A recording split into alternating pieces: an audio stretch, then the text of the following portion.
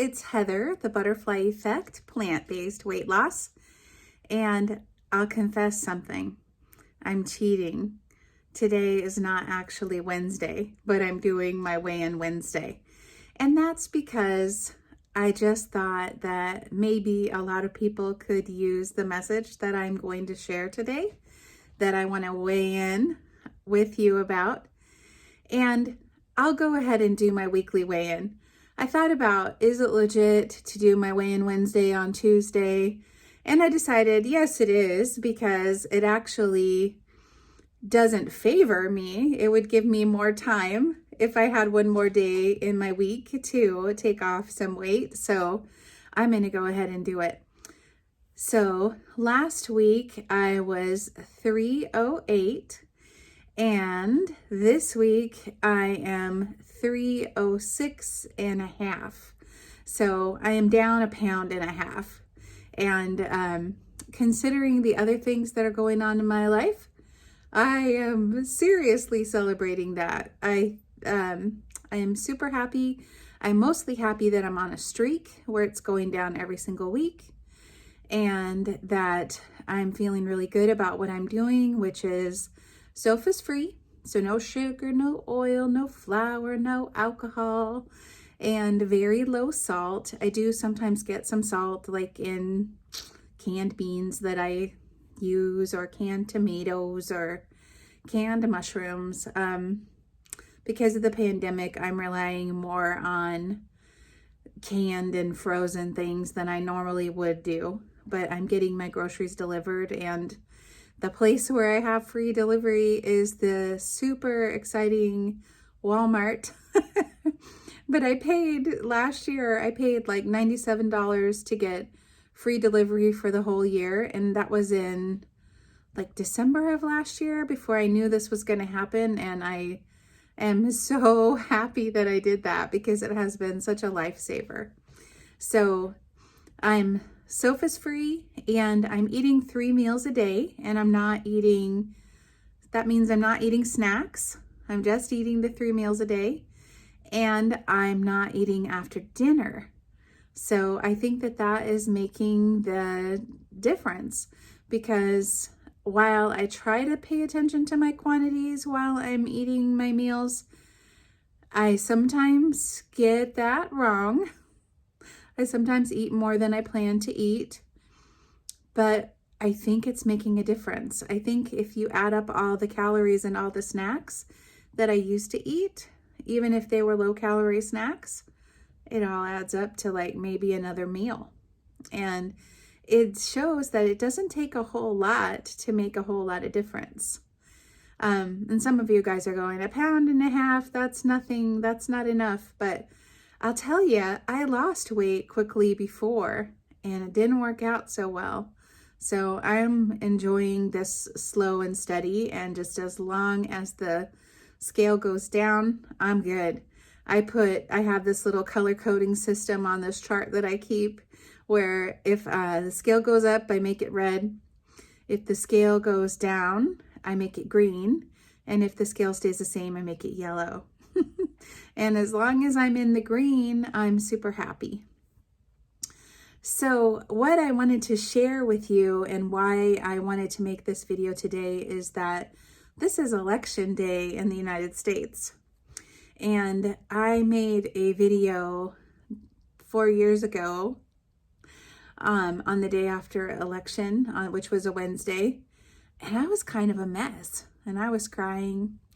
And yeah, I wasn't happy with the result. You guys know that. I'm not going to get political at all with this, so you don't have to turn it off. I think, can we all agree that we've had enough politics?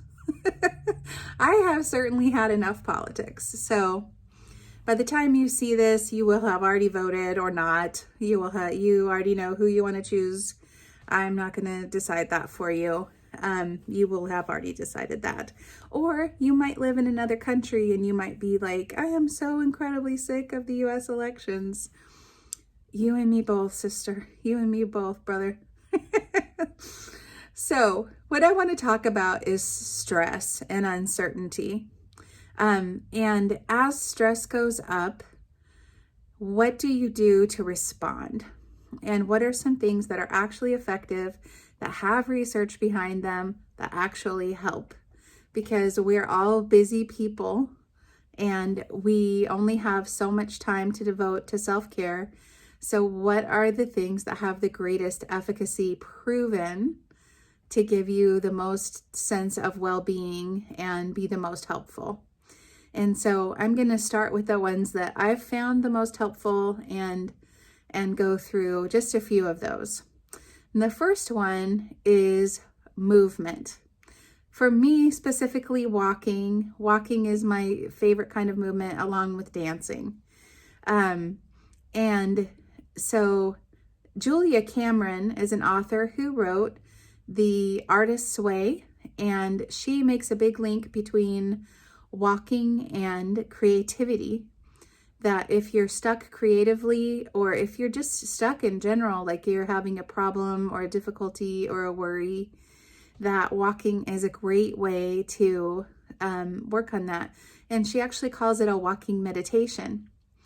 She points out that all of the great teachers, including, my teacher is Jesus, but all the great teachers were walkers. They walked everywhere. Jesus walked from Jerusalem to Nazareth, and everywhere they went, they walked, right? And then he did all his teaching while he was walking. Same thing with all the other, teachers and traditions of wisdom.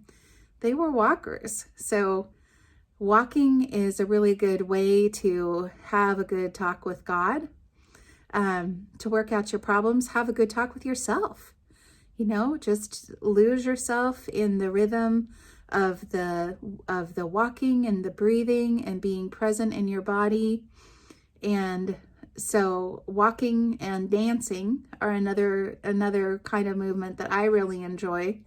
I'm not a good dancer, I have a lot of body. It's hard to move it around, but I can, even if you can just move your feet and move your arms and move your muscles. We spend too much time sitting, and that's an antidote. And dancing is great because it moves your whole body. So I say just put on some music, whatever is your favorite music. Get up and dance. Get up and dance. I love to play, Broadway musicals kind of loud when I'm cleaning, and I get so much more done and it's so much more enjoyable. When you have stuff you need to do that you're kind of dreading putting off, then dancing can, or even just like listening to great music and moving to the music while you're doing your stuff can really help. So that's my first one, and that's movement. The second one is meditation. Meditation is something I resisted for a really long time, but you just cannot fight all the research that shows how much a mindfulness practice, and especially meditation, helps with stress. And it can feel like a 2-hour nap. It can feel so refreshing. 15 minutes of meditation can be so restorative. And a lot of people think that they can't meditate because they think that it means clearing your mind. Like, take a deep breath and just clear your mind and don't think about anything. But the truth is that minds don't stop thinking. Your brain is the only organ that never takes a break. Like, your heart has pauses between beating, your lungs have pauses. Your brain never shuts off. It never shuts off. And so that's not what meditation is. Meditation is keeping your mind busy by focusing on something else, which we call our home base.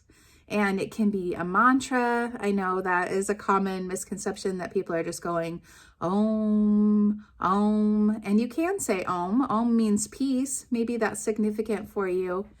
You can say anything you want as a mantra if you want to. I just use my breathing as my home base.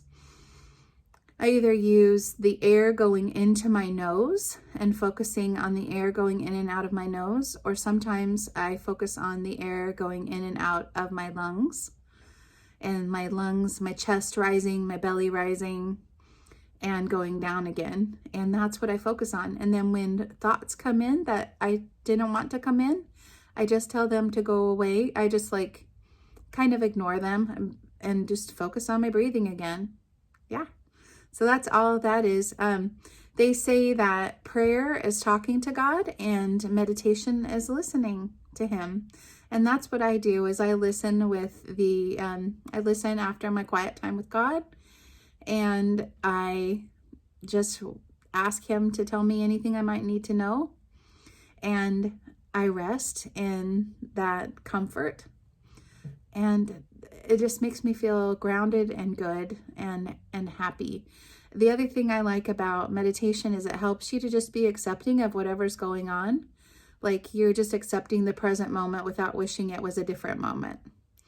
You're not in the past thinking about what happened, regrets, or anything else. You're not in the future making plans, thinking about all the stuff you have to do. You're just in this moment. And in that moment, all you have to do is breathe. That's all you have to do. Sit down or lay down or do whatever you do and just breathe.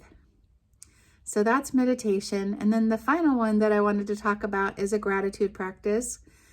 Again, so much research on the benefits of a gratitude practice. People who regularly practice gratitude actually have better immune systems. They have lower blood pressure. They have longer life expectancies. They are able to lose weight better. They are better able to control impulses that cause them to do harmful behaviors, right? So can be super simple. Once a day, set a time to think about 3 really good things that happened that day. 3 things that you're very grateful for. Could be 3 people, could be 3 things in your house. You can change it up all the time. You can do whatever you want. The effect seems to be multiplied if you write it down or use an app and take a picture. You know, if I'm grateful for my silly dog, Winston, I can take a picture of Winston. And then the next time I'm in a doctor's office and I'm worried about what's going on, I could either play Candy Crush or I could look through my gratitude journal and think about all the things I'm grateful for and focus on that. So that's even biblical. Philippians 4 talks all about thinking on whatever is good and right and wholesome and of good report. So if that is part of your faith practice, but really it can be part of any practice. And so that is what I'm going to be doing today. Today, Tuesday, election day. I'm not going to be watching the news. I'm not going to be hanging out on Facebook. I'm going to be walking and dancing and meditating and praying and thinking about all the things that I am grateful for. And one of the huge things I'm grateful for is all of you guys, my wonderful accountability partners, my wonderful friends in the computer. I'm incredibly grateful for you. And I hope that you all have a wonderful day. And I hope that the election goes however you want it to. And I hope you know that it will be okay, no matter what happens. Love you all.